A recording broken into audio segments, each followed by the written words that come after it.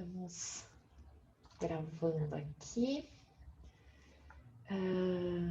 Então, peço a palavra para o professor Frederico para iniciar a nossa reunião de hoje. Então, acho que nós já começamos e eu gostaria de agradecer a presença de todos em mais essa reunião do PROCER, organizada, que tem como capitã aí, né, organizadora, a própria Marina, a quem quero agradecer também, e agradecer a Juliana, que é uma pessoa, como a própria Marina disse, muito querida, que tem nos ajudado no processo já há muito tempo, né? Participou já ativamente das nossas reuniões, contribuiu ativamente no nosso projeto de pesquisa, né? E tem contribuído na causa, né, de estudar essa interface, saúde, espiritualidade, religiosidade, né? E que tem se dedicado a esse tema da violência, da espiritualidade, aí, de uma forma bastante profunda, fazendo revisões muito profundas sobre o que se tem de publicação disso, fazendo análise, levantando questões. Eu já tive a oportunidade, a feliz de participar desse estudo com a Juliana em determinados momentos, até já junto com o professor Homero, que tem sido orientador da própria Juliane nesse estudo. Apresentamos no Congresso Brasileiro de Psiquiatria resultados preliminares desse estudo. Eu cheguei a gravar uma aula lá na Associação Brasileira de Psiquiatria, Congresso, que foi, no ano seguinte, tido como uma das aulas mais visitadas, mostrando o quanto que esse tema interessa e o quanto que os dados coletados pela própria Juliana são importantes nesse debate.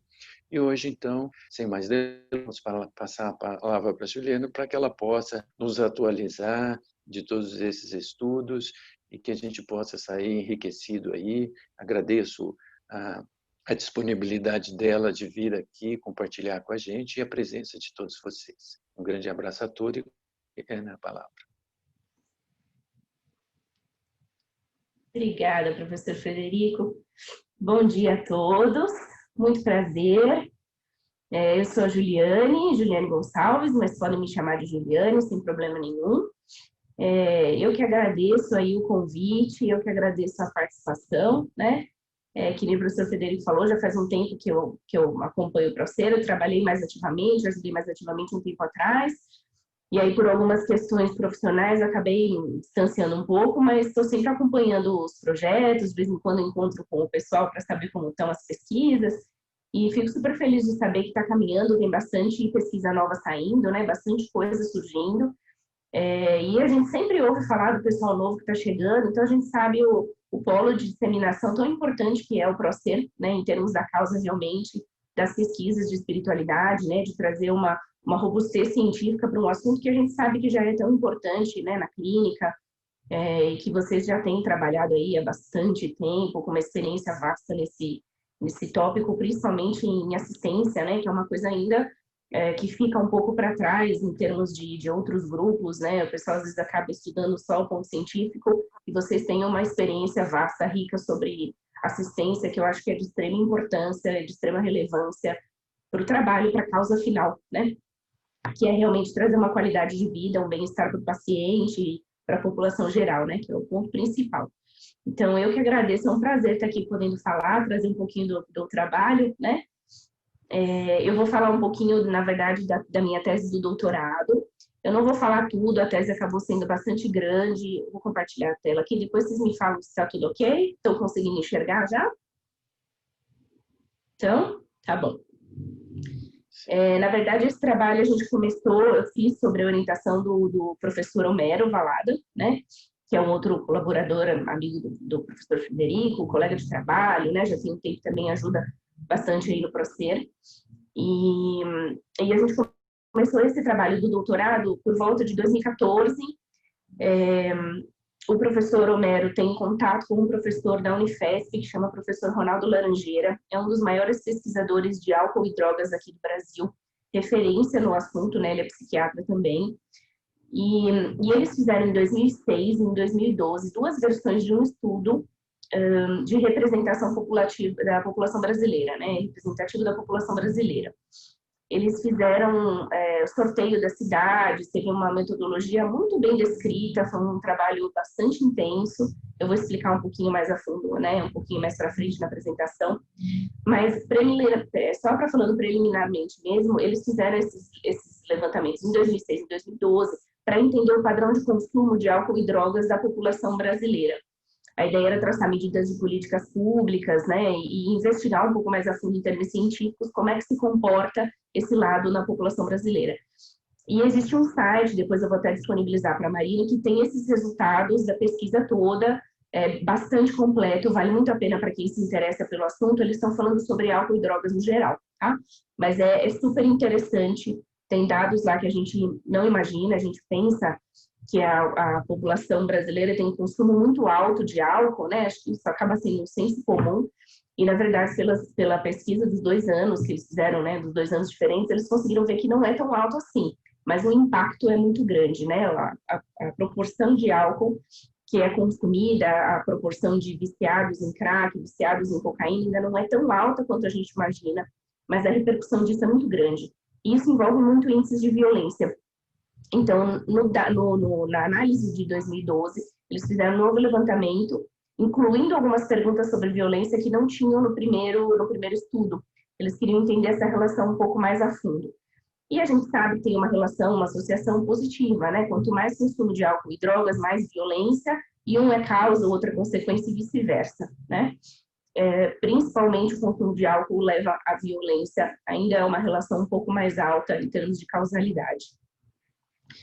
E eles fizeram esse levantamento, e aí o professor Homero, junto com o professor Laranjeira, estavam estudando algumas coisas sobre violência, e o professor Homero começou a buscar algumas coisas sobre religiosidade e violência, e aí ele encontrou algumas publicações, e aí ele me apresentou essa proposta para a gente fazer o doutorado. Eu estava encerrando o mestrado, então ele me apresentou essa proposta da gente analisar esse banco, e da gente tentar ver se a gente enxergava alguma coisa, se tinha algum padrão de comportamento, o que existia na literatura mais a fundo sobre isso. Então, foi como a gente surgiu no tema, né? E aí, na verdade, a tese a gente fez um levantamento, uma revisão sistemática. A gente levantou quase 14 mil artigos para a gente poder chegar em quase 100 ou 80, se eu não me engano, entre 100 e 80, que a gente realmente usou para a estatística final, para fazer uma meta-análise, mas a gente ainda está revisando, a gente está fazendo uma atualização, por isso eu não quis trazer esses dados. É bastante extenso para falar de revisão sistemática, então eu trouxe os dados da população brasileira, eu achei que seria mais interessante. Mas eu falei para a Marina que eu vou disponibilizar também a tese, ainda não está no depositório da USP, mas eu vou disponibilizar, então se alguém quiser ler mais a fundo, né, se alguém se interessar, dá para buscar as informações por lá, tá? Então, para começar aí, o título do nosso trabalho mesmo foi Relação entre Espiritualidade, Religiosidade e Violência, essa investigação em uma amostra populacional brasileira. Então, só para a gente situar um pouquinho, quando a gente fala de comportamento violento, a gente sabe que tem uma relação bastante importante com o consumo de drogas, com exposição à violência na infância, com transtornos mentais. Essa relação de comportamento violento, ela tanto causa essas consequências, como ela é também uma consequência, principalmente, desses construtos, né? Então, existe uma relação intrínseca entre todos esses construtos, e a gente sabe que isso aqui é de extrema dificuldade e um conceito multidimensional para a gente poder tratar, né? Para a gente poder avaliar políticas de saúde, políticas sociais e processos de reabilitação. Então, teve um levantamento feito em 2015 com 187 países, que mostrou que teve um aumento nos últimos 20 anos de 32% de atentados por objetos pontiagudos, 45% atentados com armas de fogo e 37% de transtornos mentais decorrentes de substâncias ilícitas. E isso já começa a mostrar o impacto gigantesco que isso tem por ter sido feito em 187 países, né? Isso realmente foi uma tendência mundial do aumento da violência e de transtornos mentais decorrentes ao consumo de drogas, né? A gente sabe, então, como eu até já comentei um pouquinho, que o álcool e as drogas têm uma correlação positiva com violência. Significa o quê? Quanto mais consumo de álcool e drogas, mais violência a pessoa pode propagar, né? Então, a gente sabe que existe uma relação próxima, tanto de propagar quanto de sofrer violência, né? Aqui, às vezes, também existe uma vitimização bastante importante.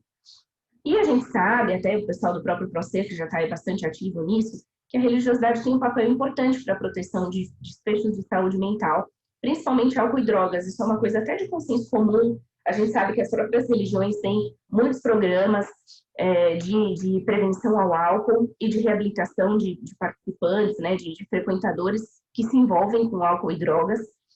Comunidade evangélica tem isso muito forte, né? A gente já mais ou menos conhece isso até de bom senso comum. E as pesquisas têm mostrado que tem de 2 a 5 vezes uma correlação negativa. Significa, quanto mais religiosidade, menos consumo de álcool e drogas, né? E a gente sabe, a partir dessa relação, a gente quis entender o quanto que a religiosidade teria, além do álcool e drogas, um papel na violência, né? Porque a gente já sabe em todos esses desfechos de saúde mental, o quão importante é o tamanho do impacto que tem a religiosidade. Então, aqui era só para ilustrar, acho que todo mundo já conhece, né? Ou não sei quem está chegando agora, talvez não, mas existem várias referências. O principal pesquisador sobre religiosidade e saúde mental, principalmente, é o professor Harold Koenig. Esses 2 livros são 2001 e 2012, uma atualização que ele fez sobre os desfechos e marcadores da religiosidade e do impacto na saúde, né? Então, a gente quis entender qual era o papel da religiosidade numa via direta com a violência, porque a gente sabe que ela reduz álcool e drogas, e como o álcool e drogas são associados a uma violência mais alta, se você reduz álcool e drogas, você está reduzindo violência indiretamente, né? Isso já é compreensível. Mas a gente quis entender se existia uma relação direta. De que forma a religiosidade poderia estar atuando nessa violência, né? Reduzindo índices de violência sem necessariamente estar passando pelo álcool, ou qual seria a proporção dessa redução através do consumo de álcool e drogas. Então, a gente foi tentar investigar a partir desse nosso estudo, tá? A gente sabe que tem aí algumas propostas preventivas que cresceram nos últimos anos, que foram estabelecidas até pelo DSM-5, que são propostas para você basear em cultura os tratamentos, principalmente os processos de reabilitação de dependentes de álcool e drogas e de vítimas de violência. Isso já está bem estabelecido. E a partir disso, também tem algumas coisas sobre religiosidade no assunto.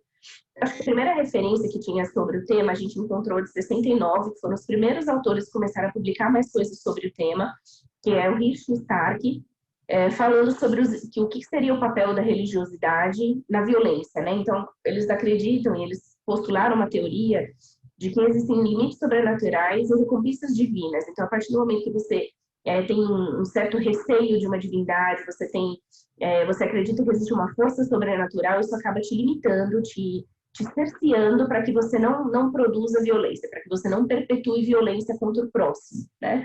Então, teoricamente, eles chamaram isso de teoria do controle social. Então, você tem alguns limites, você tem algumas possíveis recompensas divinas, mas são teorias que vão limitar, e aí, pelo controle social em massa, você limita que as pessoas, você impõe situações em que você limita que as pessoas perpetuem essa violência, seja ela qual for, né? E aí, a partir disso, vieram algumas outras referências também falando sobre a possível teoria que seria a rede de suporte social, o fato de você ter outros pares associados, né, ao seu contexto, sua crença, vão acabar limitando que você perpetue uma violência, ou que você seja agressivo com o próximo. O grupo de referência, você ter colegas ou pares próximos, que eles chamam, né? Tem outras referências que falam sobre isso. Quanto mais associado você está a pessoas que pensam como você, menos chance você tem de fazer alguma coisa distoante daquele um grupo. Então, se você está afiliado a um grupo religioso, que tem uma determinada estrutura de crenças, dificilmente você vai sair daquele um contexto. Então, em termos de massa, você consegue reduzir o contexto de violência quando você está inserido num contexto religioso, né? E a própria escolha racional de você agir em favor do outro. Seria uma religiosidade mais intrínseca. você acredita que você não precisa fazer o mal para o próximo, você tem uma certa consciência, um certo desenvolvimento, e aí você consegue se proteger e se cercear de prejudicar o próximo, né? Então, quando a gente começou a fazer o levantamento, nós encontramos 3 revisões sistemáticas sobre o tema. Uma que foi feita em 2000, que levantou 40 artigos e que mostrou uma correlação negativa entre religiosidade e violência, onde eles mostraram que quanto mais altos os índices de religiosidade, aqui ele nem tá falando, né, os estudos aqui nem falam sobre espiritualidade, eles falam sobre religiosidade em si. Menos índices de vandalismo, de criminalidade, de delinquência você tinha. Em 2001 foi feito um outro estudo, né, uma sequência dessa revisão sistemática, mas aqui eles fizeram uma meta-análise já com 60 estudos, e eles mostraram que tinha também um efeito dissuasivo da religiosidade sobre a criminalidade. Aqui eles conseguiram mostrar com termos estatísticos mesmo, tá? Eles fizeram a meta-análise, então eles mostraram não só a revisão dissertativa, mas eles mostraram em quantitativo. E em 2015 foi feita uma nova revisão sistemática sobre o assunto, embasando esses 2 achados anteriores, e eles separaram o que seria criminalidade, separando o que seria drogas e o que seria crime, né? Então, tem alguns estudos que consideram consumo de drogas, venda de drogas como criminalidade. E aqui eles tentaram separar, dissociar o que seria criminalidade de uma ação agressiva contra o próximo ou contra propriedades ou vandalismo, e o que seria crimes relacionados ao contexto de drogas ilícitas. E quando você fala sobre consumo de drogas e venda de drogas, você tem um efeito ainda maior da religiosidade do que quando você fala do efeito da religiosidade só em criminalidade, né, em vandalismo ou destruição de propriedade. Todos esses estudos foram feitos em adolescentes, tá? A gente não encontrou nenhuma revisão que estudasse mais a fundo esse papel na população adulta. E aí a gente quis usar, então, o nosso estudo para também compreender isso um pouquinho mais, porque a gente não teve limite de faixa etária no processo do levantamento do LENAD, tá?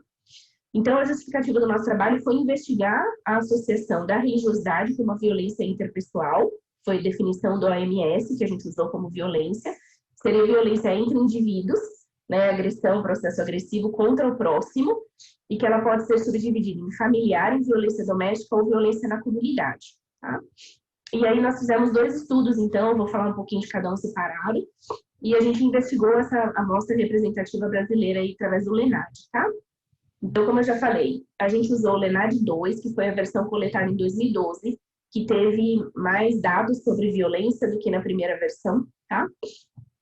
Eles tiveram todo um cuidado para fazer essa amostra probabilística da população brasileira, tiveram sorteios dos municípios, dos bairros, dos domicílios que iam ser feitas essas entrevistas. A amostra total contou com 78% da taxa de resposta, uma taxa bem alta, dificilmente se consegue um contexto tão grande, mas eles fizeram um trabalho bastante importante nesse sentido. E a gente contou com 4.607 indivíduos. O questionário que foi utilizado, tiveram mais de 800 perguntas, foi um questionário bastante extenso, a entrevista que foi realizada. Eles tiveram 100 entrevistadores que foram treinados e retreinados e foram testados em 2 fases para que eles tivessem realmente um preparo para fazer a coleta e a coleta fosse igual, né, fosse similar em todos os diferentes municípios, tá? Então, eles tiveram uma adaptação bastante importante dessa fase. Foi um questionário adaptado de um levantamento também de álcool e drogas que foi feito lá na Espanha. E eles usaram como base, então a gente teve 12 sessões com 9 escalas validadas, tá? Que foram adaptadas aí desse questionário ABLAS, chamado lá do hispânico, tá bom? Então, o que a gente avaliou aqui de violência? Eu vou só comentar as perguntas, não vou entrar muito em estatística, depois se alguém até quiser saber detalhes, mas acho que eu vou pincelar um pouquinho só, pelo menos como é que a gente entendeu o que a gente quis saber sobre violência, né? Então, as perguntas que a gente teve sobre violência nesse primeiro estudo foram violência geral, que a gente perguntou, né? A pergunta foi feita, nos últimos 12 meses, quantas vezes você entrou em uma briga com agressão física? Nos últimos 12 meses, quantas vezes você foi fichado, se você já foi fichado ou não pela polícia? E violência doméstica, que incluíram todos esses itens. Então, se você já tirou alguma coisa no seu parceiro, empurrou, deu tapas, deu chutes, acertou com alguma coisa, forçou a ter relação sexual, ameaçou com arma ou faca. E aí a gente fez um score final. E essas perguntas todas a gente usou, todas essas perguntas aqui foram feitas como muito frequentemente, frequentemente, algumas vezes ou nunca, em termos de resposta. E nós classificamos, quando a gente levanta, graças a Deus, a população brasileira não tem um índice tão alto de violência assim. Então, não dava para a gente fazer estatísticas com os itens separados de muito frequentemente, frequentemente e algumas vezes. Então, nós separamos se a pessoa teve já cometeu alguma violência ou não cometeu nenhuma violência, tá?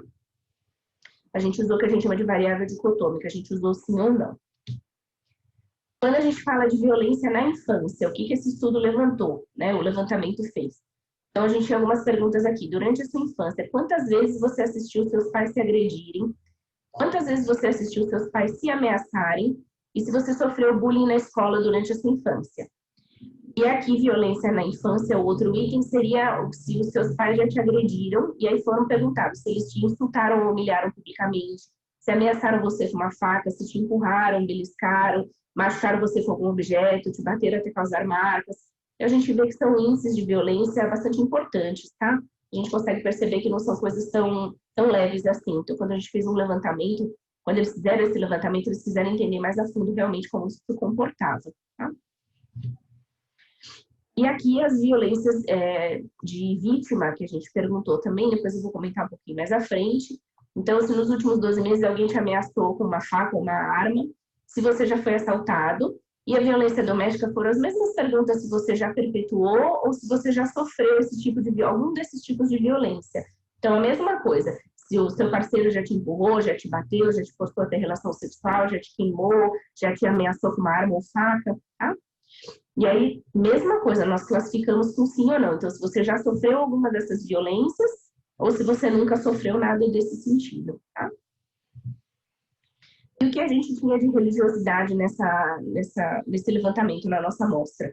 Então, a gente tinha duas perguntas que foram realizadas, que a gente usou como os desfechos, né? Se você tem alguma religião, então a gente classificou em ter alguma e não ter nenhuma. A gente não separou porque no levantamento a gente tem quase 50% da população se dizendo católica brasileira e 40 e pouco da população falando que é evangélica. Então, a gente não achou que teria muito sentido a gente separar entre diferenças de religiosidade e violência para católicos ou evangélicos, porque são ambas religiões cristãs, né? Elas vêm mais ou menos da mesma crença.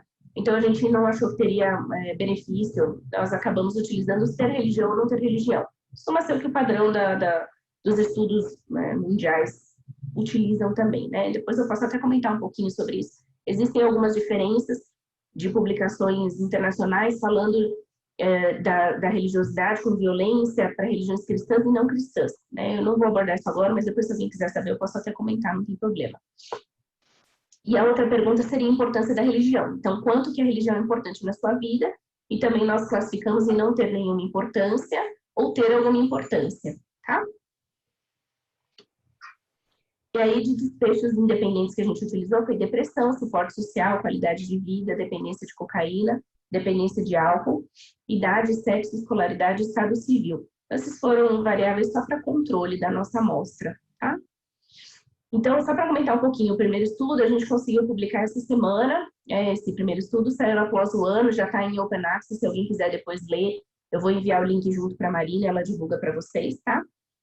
Tem mais detalhes ali, tá falando mais especificamente. Eu acho que se alguém se interessar, vale a pena dar uma lida mais completa no texto, tá? Então, o que a gente quis avaliar com todas aquelas variáveis? O primeiro estudo que a gente fez foi entender a associação da violência interpessoal com a religiosidade nessa amostra. E aí a gente quis entender se existia um efeito moderador da idade, significando, a gente queria saber se ele poderia ter uma associação mais forte, mais significativa para os mais jovens do que para os adultos, que é o que a população, o que a gente encontrou nas publicações mundiais. Se você teria mais desfechos relativos com relação a adolescentes, né? E a gente quis entender se existia algum papel mediador do suporte social, da dependência do álcool e da dependência de cocaína, que significa, se existe uma relação entre religiosidade e violência, o quanto que essa relação é intermediada pela dependência do álcool ou da cocaína e pelo suporte social. Qual que seria o papel indireto da religiosidade para atingir a violência, para reduzir a violência através desses três mediadores, tá? Então, a gente usou envolvimento em briga, se a pessoa já se envolveu em briga, sim ou não, se a pessoa já teve alguma detenção policial, sim ou não, e se ela referiu algum daqueles desfechos de violência doméstica, sim ou não. E aí a gente avaliou a afiliação religiosa, ter ou não religião, e qual a importância que a pessoa atribui à própria religião, tá? Foram feitos os processos de análise estatística através de regressão logística. Nós fizemos alguns modelos diferentes. A gente fez um modelo puro só de variáveis dependentes de religiosidade. Depois a gente fez ajustado para a saúde mental e as variáveis sociodemográficas. Depois a gente foi acrescentando cada um dos desfechos mediadores. A gente queria ver se tinha alguma diferença ao acrescentar cada um desses. Então, na literatura, a gente encontra que quando você acrescenta uma variável que você acredita que ela pode ser mediadora daquela relação, que ela pode estar interferindo indiretamente naquela relação, você vai ter uma diluição estatística, você vai ter uma perda de associação, de significância. Eu estou pincelando só para quem eu sei que é da pesquisa, que talvez valha a pena entender isso aqui. Então, a gente usou esses critérios, tá? Só para a gente poder entender se tinha esse desfecho mediador ou não. E o que a gente encontrou aí no LENAD? Então, dessa nossa amostra, daqueles 4.607 indivíduos, 52% era do sexo feminino, então a gente tem um balanceamento entre sexos. Idade média foi de 35,8 anos, idade de escolaridade de quase 9 anos, 8,8. E morando com parceiro, a gente tinha 57,2% da população, tá? Qualidade de vida referida foi quase 80%, suporte social quase 72%, são dados altos, tá? Para a população brasileira geral, são dados altos. Índice de depressão, aqui a gente usou o corte do DSM-5, tá? Então, aqui é depressão maior mesmo. A gente tem 25% da população brasileira, também é um índice razoavelmente alto. Dependência de álcool, pelos critérios de dependência realmente, não só consumo, a gente tem menos de 10%, 9,9%, e dependência de cocaína não chega a 1% da população brasileira. Tá? Então, a gente consegue perceber que são dados baixos, na verdade. Acho que menores do que talvez a gente imaginasse inicialmente, né?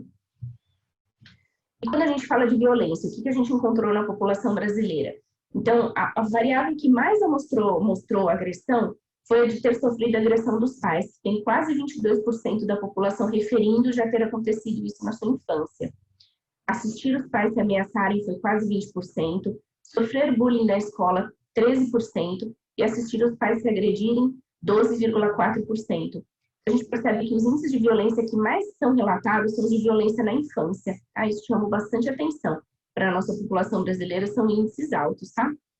E aí, em seguida, a gente tem o quê? Violência doméstica, de você perpetuar a violência doméstica, 8,3%. Sofrer violência doméstica, 6%. Assaltar ou roubar, né? Ou ser assaltado ou ser roubado, quase 5%. Envolvimento em brigas foi até baixo, 2,6%. Sofrer agressão, né? Também envolvimento em brigas ou sofrer agressão já quando adulto, 2,5%. E detenção policial, 1,4%. A gente percebe que o principal foram as violências sofridas na infância, tá?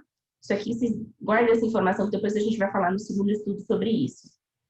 Então, a afiliação religiosa, o que a gente encontra? 90,6% da população brasileira falou que tem alguma religião e 95% atribui algum grau de importância. Ou ela tem uma importância baixa, né? Ou muita, ou muito importante, ou bastante importante, tá? E o que a gente encontrou de resultado, então? Quando a gente avaliou aqui o primeiro estudo, a gente avaliou a relação da religiosidade, então, com a violência no geral, na nossa população geral. Então, a gente percebe que a afiliação religiosa, ter uma religião, mostrou 0,55% do odds ratio para a diminuição de brigas. O que significa isso? Você ter uma religião, você tem quase meia vez menos chance de você se envolver com alguma briga, de você iniciar uma briga, de você perpetuar a briga com alguém. Briga de comunidade ou briga de rua que a gente está falando aqui, tá? Você tem quase, mais de meia vez, quase uma vez inteira, detenção policial, menos chance, e violência doméstica também você tem meia vez menos chance de você perpetuar violência doméstica. Então, aqui a gente não está falando que ter religião causa isso, mas a gente sabe que tem uma associação. Quanto mais a pessoa se diz religiosa, menos chance de se envolver em brigas, ou de perpetuar uma violência doméstica, ou de ser detido pela polícia, tá? E aí a gente avaliou a importância da religião também, só que a importância da religião ela se mostrou associada somente com o envolvimento em brigas.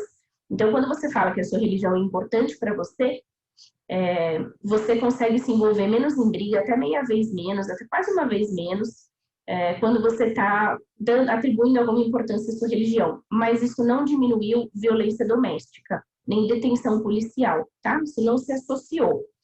Então, a gente percebe que ter uma religião talvez seja mais protetor para a nossa população brasileira do que você dar alguma importância a ela ou não. O fato de você, que vai um pouco de encontro, o que a gente viu na literatura que eu falei no comecinho, aquela teoria de controle social. O fato de você estar relacionado a alguma crença, alguma religião específica, acaba talvez diminuindo a tua chance de perpetuar uma violência, e isso não necessariamente está ainda inicialmente relacionado com o grau de importância ou quanto você tem dessa religiosidade intrínseca, tá? Aqui pelos slides, talvez vocês consigam ver que eu coloquei aqui, o primeiro dado são os dados ajustados para as variáveis sociodemográficas, então foi o último dado que a gente encontrou. E onde a gente põe álcool foi quando a gente colocou aquelas variáveis mediadoras, tá? Vou adiantar esse resultado aqui, depois eu falo da faixa etária. Quando a gente colocou o álcool como um potencial mediador, a gente viu que ele tirava a significância estatística do envolvimento em brigas, da violência doméstica e aqui na importância da religião. O que significa isso? Em termos estatísticos, significa que a religiosidade, tanto ter uma religião quanto dar importância à sua religião, diminui a violência através de diminuir a dependência de álcool. Então, quando a religião diminui a dependência de álcool, ela também tem uma atuação bastante importante na religiosidade. Ela faz uma mediação importante, significativo, é expressivo. Então, significa que boa parte da diminuição da violência através da religiosidade é porque ela diminui a dependência de álcool, tá? E aí nós fizemos algumas análises de faixa etária. Então, aqui a gente usou a população de 14 anos, que foi o estudo fez um levantamento a partir de 14 anos, até idosos, né? Não tinha limite final.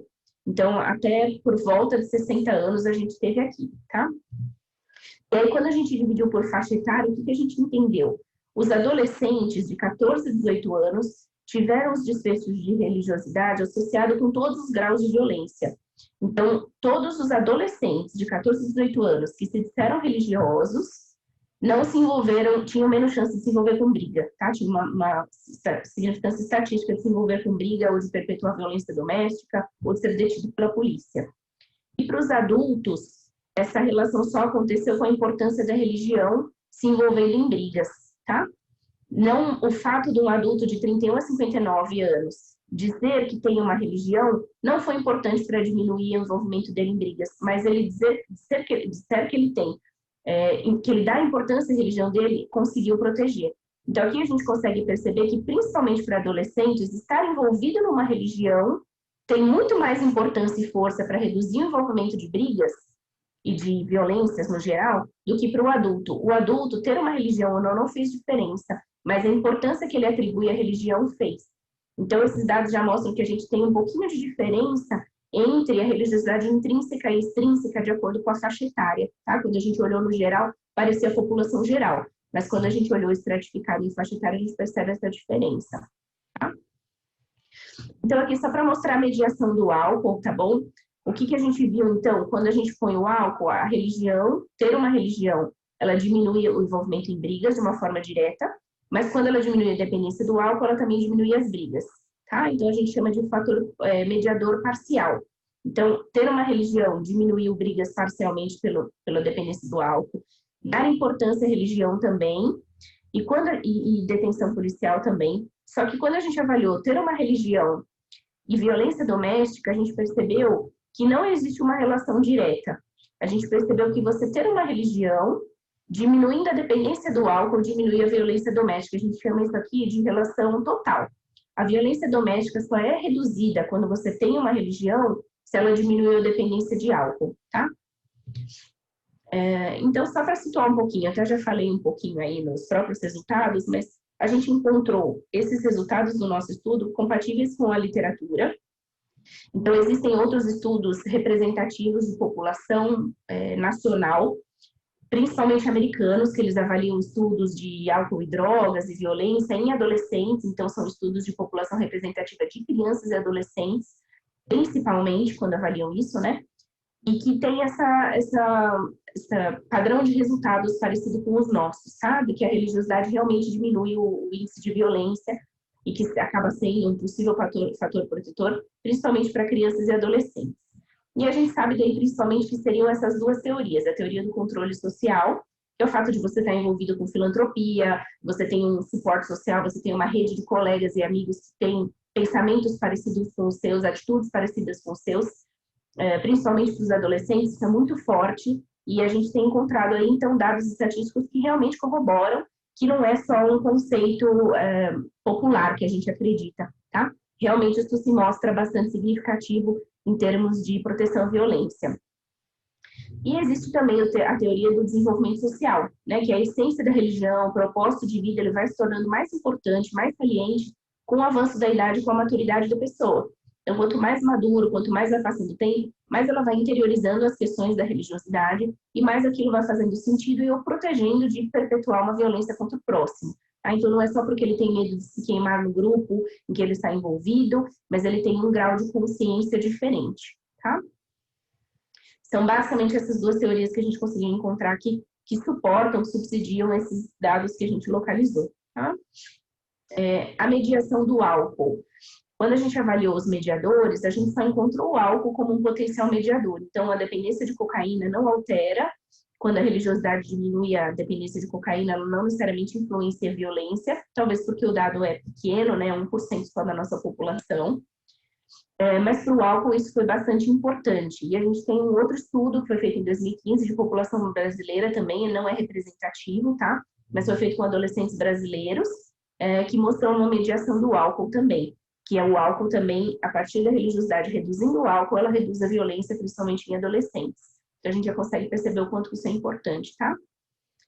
E o fato da gente ter entendido aquela mediação da religiosidade com o álcool para violência doméstica, mostrou que esse tipo de mediação do álcool é mais importante no tipo de violência do que na faixa etária em si, tá? O tipo da violência talvez seja mais importante, são aquelas violências mais agressivas. A violência doméstica são aquelas em que a gente avaliou se você queimou, se você escaldou seu parceiro, se você bateu, chutou.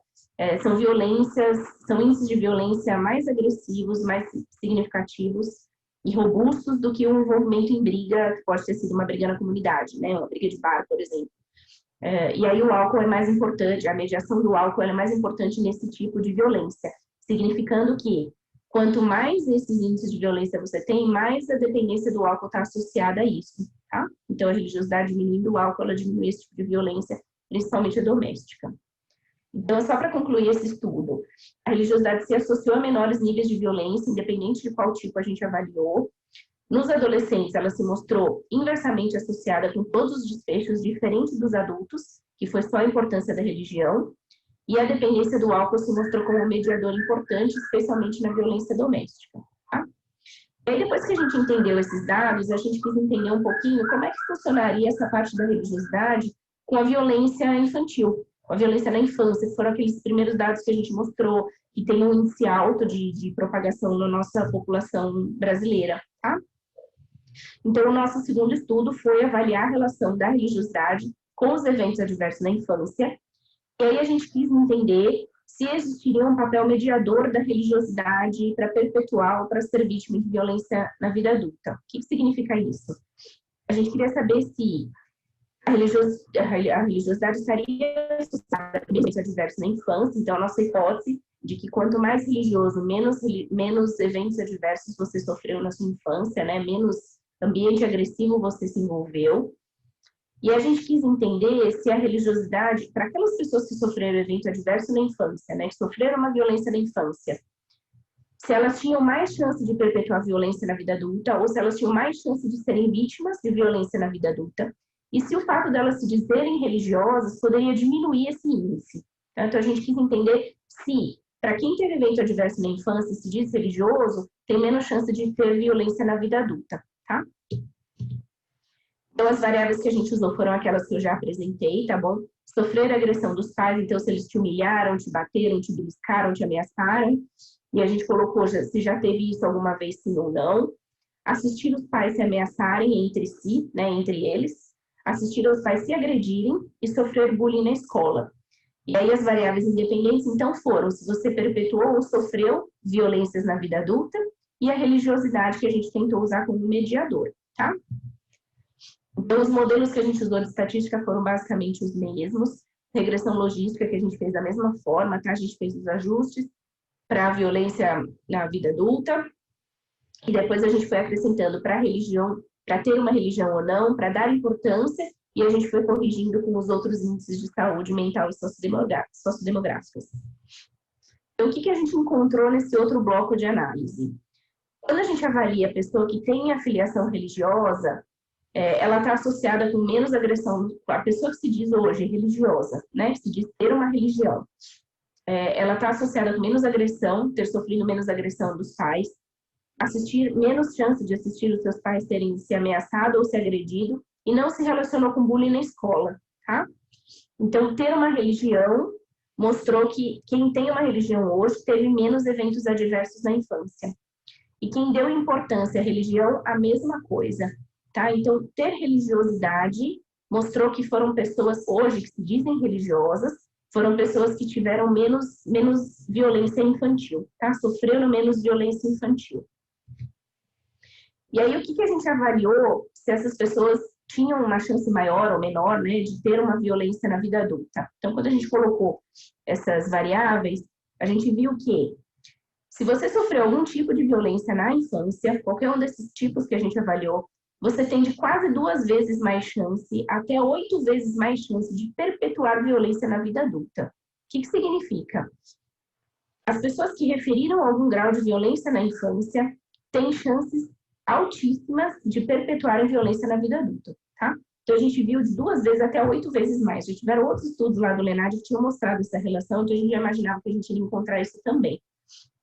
Acaba sendo até um certo contrassenso, né, quando a gente estava discutindo, que a gente fica pensando, de repente, alguém que sofreu uma violência importante, né, por períodos consecutivos na fase da infância, né, o quanto que ela não se sentiria mal de repente, perpetuar isso para o próximo? Mas existe um mecanismo muito forte, quem é de saúde mental vai entender muito mais isso, de que existe uma chance de você perpetuar realmente isso na vida adulta, tá? Então, é multifatorial, existem N coisas envolvidas, mas para quem sofreu a violência na infância, acaba sendo um modelo instalado, dificilmente você consegue burlar esse sistema, tá? E para a vítima de infância, para a vítima de violência na vida adulta, a mesma coisa, tá?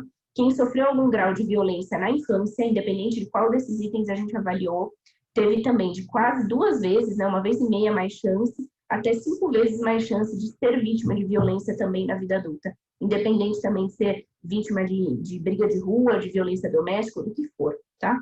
Então, isso aqui já é um dado importantíssimo para a gente entender o papel da violência que a gente tem na infância e o quanto que isso impacta na nossa vida adulta, principalmente em índices de própria violência, fora álcool e drogas, que a gente nem avaliou aqui, tá?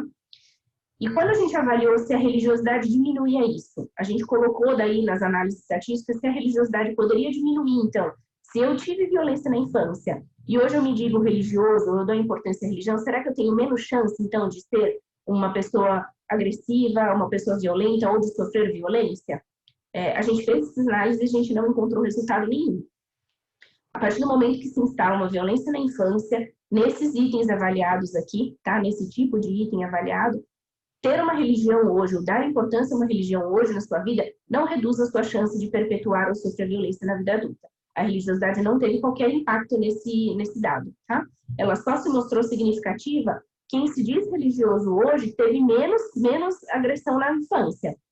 Mas quem já teve agressão na infância, continua tendo essas chances mais altas de perpetuar ou de sofrer violência, tá? A religiosidade não alterou isso. Então, o que a gente achou interessante desse estudo, né?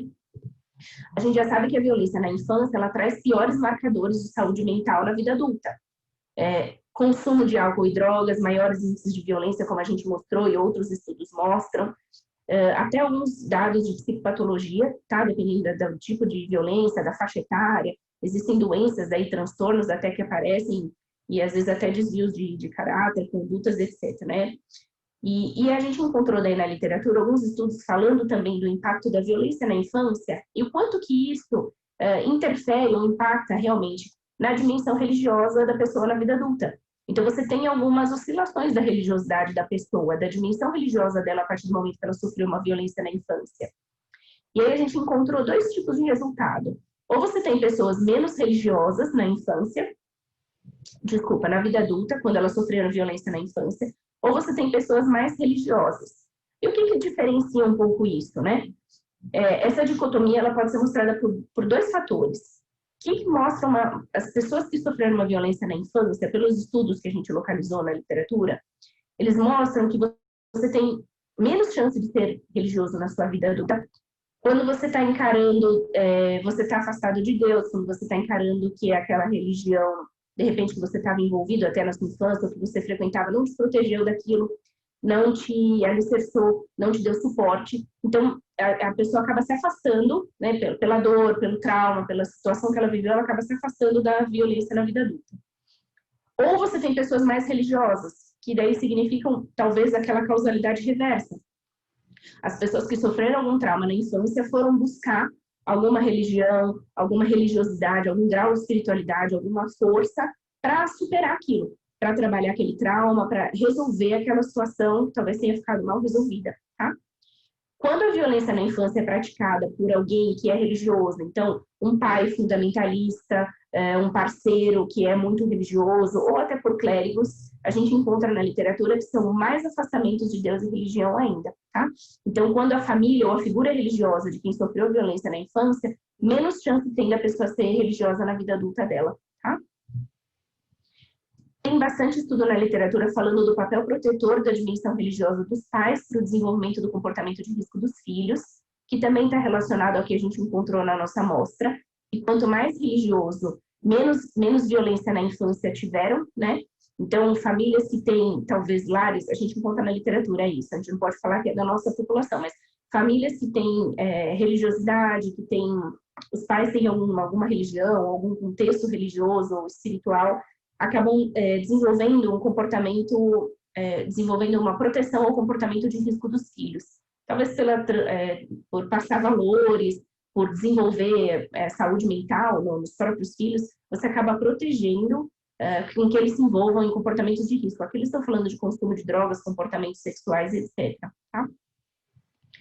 O efeito protetor da religiosidade, ele é bastante forte como um mediador de traumas e saúde mental em adolescentes. Então, tem alguns estudos que avaliaram violência na infância e a religiosidade foi uma mediadora de traumas e de saúde mental do adolescente na vida mais adulta, na vida posterior. Significando que, quando ele sofreu um trauma na infância, uma violência na infância, se ele se diz religioso ou ele acessa a religiosidade, ele consegue diminuir o trauma, ele consegue diminuir os transtornos pós-estresse e melhorar a saúde mental. Só que quando a gente avaliou isso na nossa amostra, para a violência, a gente não encontrou essa mediação, tá? E a gente não encontrou nada na literatura que tenha feito algo parecido.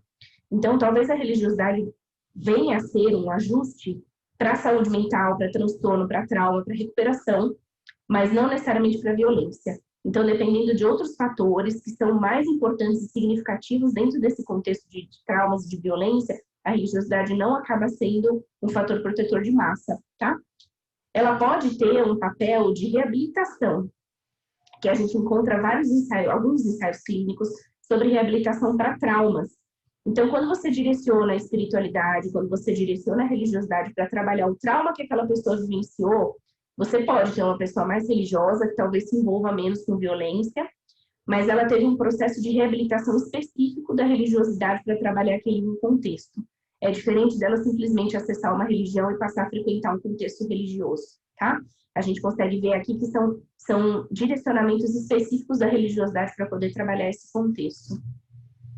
Então, de conclusão desse segundo estudo, a gente percebeu que tem uma associação inversa da religiosidade com vivência adversa na infância, mas que a religiosidade não mediou essa relação para violências na vida adulta, tá?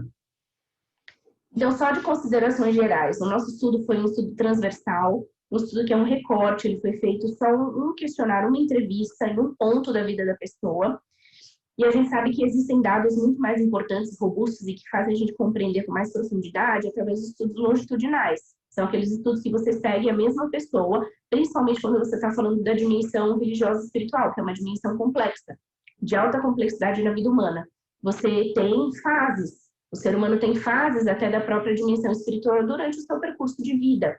Então, às vezes você encontrou um recorte de uma fase onde a pessoa estava baixa religiosidade ou alta religiosidade, ou às vezes não estava numa relação boa nesse momento, e você tem desfechos diferentes. Então, o certo, o importante seria a gente ter estudos que pudessem seguir esse contexto da religiosidade, principalmente da infância para a vida adulta, para a gente poder entender melhor esse tipo de relação, especialmente com relação à violência na infância.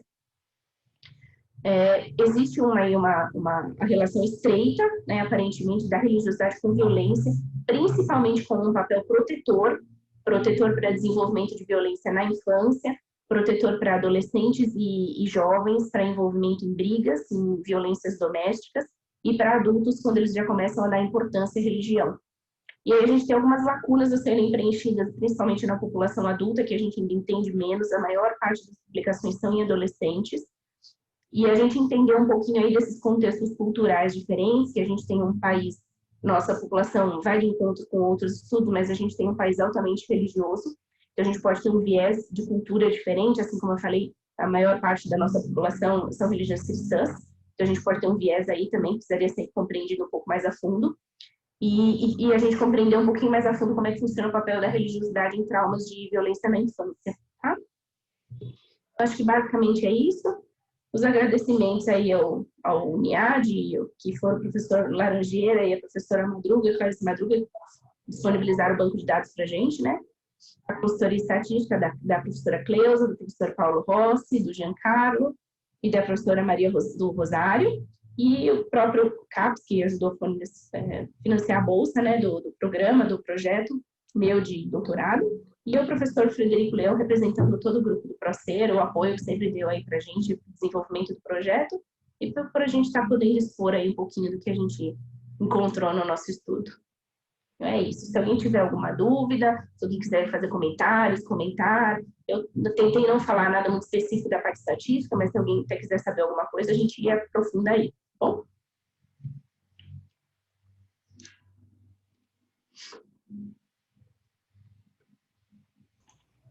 Obrigada, Ju. Foi ótima a sua apresentação.